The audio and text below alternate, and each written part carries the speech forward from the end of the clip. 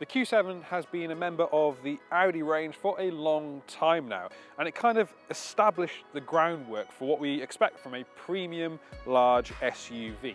In more recent times, the Audi Q7's competitors have become, well, more frequent and more accomplished than ever. So the Q7 really needs to be at its best in order to still remain top of the group.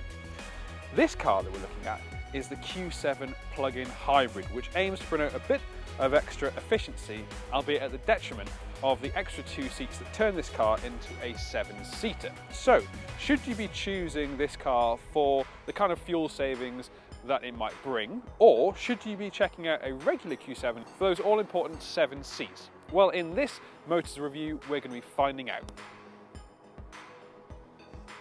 The Q7 has somewhat of a traditional Audi design language throughout it. It does have quite a large grille, but it's not too distracting, and it combines with the slim headlights to give it quite a familiar face, and one that you can definitely recognise as a true Audi. This car in particular has a range of black accents, such as on the wing mirrors and around the windows too, which give it quite an undercover appearance. I do also like this dark blue finish, which gives it a more premium look overall. The interior of the Q7 is actually quite familiar these days.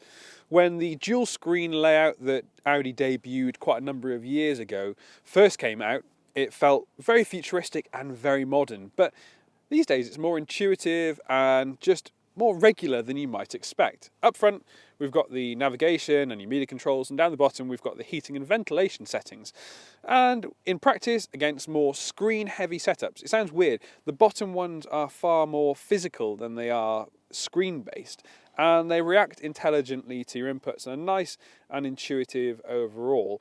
And against a system which has everything loaded into one screen, it just makes far more sense. We've also got the virtual cockpit ahead of us, which again has nice clear readouts, and you can tweak it between different screens and settings depending on what you want to see. The build quality is excellent throughout, and these front seats are very comfortable too. I do like the use of the chrome accents, which brighten up this otherwise quite dark cabin, but we do have vast areas of gloss black plastic, which, as you know, I'm not the biggest fan of and often attract fingerprints and dust.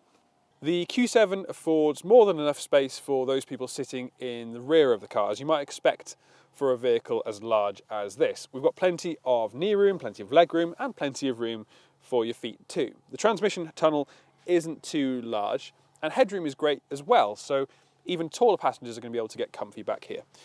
One talking point is the fact that this has 3 individual ISOFIX points, so you're going to be able to fit 3 individual child seats in the rear of this Q7 plug-in hybrid. We've also got some independent controls for the heating down here, and we also have 2 12-volt sockets, though there aren't any USB or USB-C points down there. The big kicker with this plug-in hybrid Q7 is, of course, that you lose the rearmost set of chairs that you get in the standard car. So it's a 5-seater rather than a 7-seater. And you might think that would result in you getting more boot space, but the reality is slightly different. In fact, there are 650 litres of boot space back here, and that's considerably down on the 770 litres you get from the regular version, of course with the rearmost seats folded flat. Now, as you see, the cables themselves don't have any designated place to go, so they're taking up quite a lot of room in the boot here as well. And it's quite high, and you can just sense that it's got quite a lot underneath it because it slopes upwards and there's a slight bulge at the back too. You can, of course, fold the rear seats down, which gives you an extra element of practicality, but it's just worth thinking about whether or not you want the best possible boot space, in which case you're going to have to go for the regular diesel or petrol version instead. The Q7 has been a member of the Audi family for a long time now, and even though slightly snazzier versions might have come along, like the Q8, the Q7 is still the car that for many people fits the bill and enables all different types of drivers to see it as a versatile and useful car to get around it. It has, of course, got that high seating position, which is both confidence inspiring and gives you an elevated view of the road ahead. But it's also got nice, easy handling, which makes it both versatile to use around town, but comfortable and refined on longer journeys too. The Q7 that we're in today is the plug-in hybrid version, and that combines a 3-litre V6 petrol engine with an electric motor and a battery. In fact, Audi claims you can get 27 miles of electric only running when it's fully charged. So if you are driving your Q7 mainly around town, and that's certainly where I see a lot of Q7s living, then this version is going to bring some serious fuel savings, because providing you can plug it in at home, you'll be able to top the batteries up regularly and then just travel around on electric power alone, and you won't have to trouble that V6 engine in the slightest.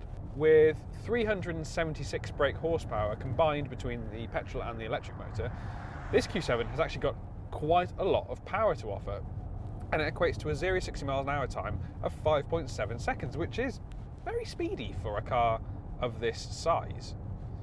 Of course, it's not the sort of vehicle that you're wanting to drive like your hair's on fire, but it does mean that when you're speeding up to join a motorway, you've got plenty of that background reserve of power to tap into.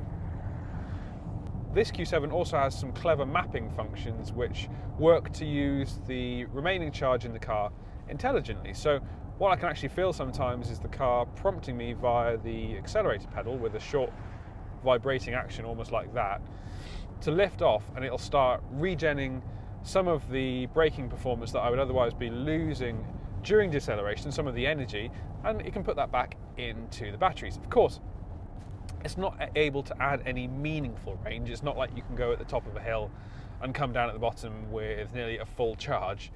But what it will do is just add a little bit extra so that it's never completely depleted. We'd always argue, well, I would always say that a plug-in hybrid is at its best when it's fully charged. So you really do need to consider whether or not this is right for you in terms of charging availability and if you can charge at home. Plug-in hybrids can be charged via a 3-pin plug simply because they don't require as much energy as a typical full electric car. But in terms of accessibility, you might want to think about getting a charge point put in at home, or just some weatherproof plug sockets so you know you've got somewhere safe that you can plug this car into. We're riding on air suspension in this car today, and there you can adjust the level of support you get and also the ride height. I tend to just pick it in its most comfortable setting, and that gets rid of all the imperfections in the road. The steering itself is quite light, but it's nice and accurate, and you can add some extra weight to it by dialing through the different driver modes. But in truth, I just keep it in its standard setting, and it feels natural and it feels the right choice for this car. Again, the elevated seating position really extends your view over the road ahead, but we've also got plenty of visibility looking back because the rear screen is very wide and large. Audi claims that you could get just shy of 80 mpg with the Q7 plug-in hybrid, providing that it is fully plugged in. And in fact, I've just been running around on electric power alone, and it's saying I've been doing 300 miles to the gallon. However, switch to the long-term memory of this car, and during mixed driving over 144 miles, it's been doing 27.4 mpg, which isn't the best. But then again, you've got to remember that this is a 3-litre turbocharged V6 engine under the bonnet, and when it hasn't got any battery power to support it, it's carrying a slightly heavier car than it would be otherwise. The Q7 continues to be something of a multi-tool. It's comfortable, it's easy and refined to drive, and in terms of family use, it's got those 3 ISOFIX points in the middle, which is going to make loading child seats in really easy. But it's worth considering whether or not this plug-in hybrid version is the right car for you. After all, you lose that 7-seater versatility and you take a big hit in terms of boot space. It leads me to believe that actually you might be better served in a regular diesel or petrol version of the Q7 rather than this plug-in hybrid setup. If you'd like to head to the comments section, then you can let us know what you think of this plug-in hybrid version Q7. Do you think you could put up with losing that 7-seater versatility? And if you have enjoyed this video, leave us a like underneath. Plus, since you're here, please remember to subscribe to the Motors YouTube channel. And if you click that bell icon, you'll get a notification each time you upload a new video.